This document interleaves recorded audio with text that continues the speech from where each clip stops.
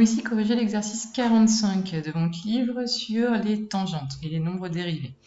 Alors, on vous demande de placer dans un repère 3 points, donc les points A, B, C, donc ça, pas de souci. On a placé les points A, B et C dans un repère. Faites attention à ne pas confondre juste les deux coordonnées, mais ça, je pense qu'il n'y a pas de problème pour vous.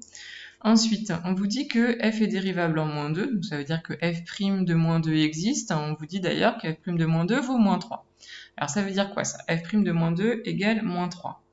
Ça veut dire que, donc, au point d'abscisse moins 2, c'est-à-dire au niveau du point A, eh bien votre tangente va avoir un coefficient directeur de moins 3. Alors, moins 3, là il faut que je vous montre un peu le graphique.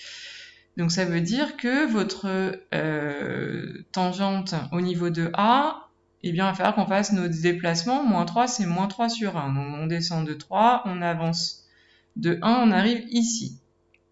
Donc votre tangente, elle va passer par ce point-là et évidemment par le point A. Donc ça vous donne ça comme tangente. Ça, c'est la tangente en A. Ensuite, on vous dit que la tangente en moins 1, alors je reprends l'énoncé, on vous dit que f' de moins 1 vaut 0. Ça veut donc dire que la tangente au point d'abscisse moins 1 va avoir un coefficient directeur égal à 0.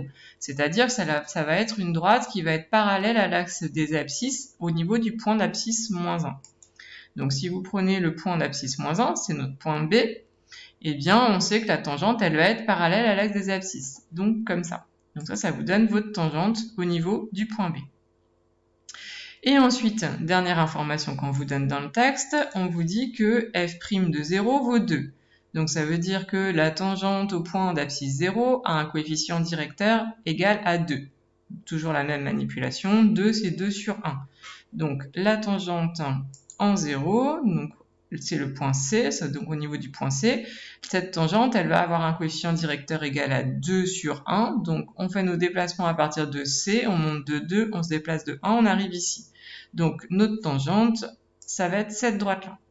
Donc maintenant, on vous demande de tracer une courbe qui pourrait représenter la fonction f. Alors, on n'a pas beaucoup d'informations sur cette courbe, on sait juste qu'elle va passer par les points A, B et C, et on sait que la tangente au niveau de A, c'est cette droite-là, la tangente au niveau de B, c'est cette droite-là, et que la tangente au niveau de C, c'est cette droite-là. Donc il va falloir qu'on trace une courbe qui va se rapprocher de notre droite au niveau de A, de cette droite-là au niveau de B, et de cette droite-là au niveau de C.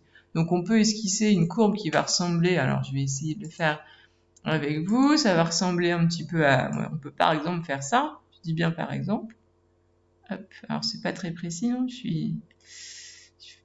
voilà, quelque chose qui pourrait représenter la fonction f. On a bien la droite ici qui frôle notre courbe au niveau de A, on a celle-ci qui frôle notre courbe au niveau de B, et celle-ci qui frôle notre courbe au niveau de C.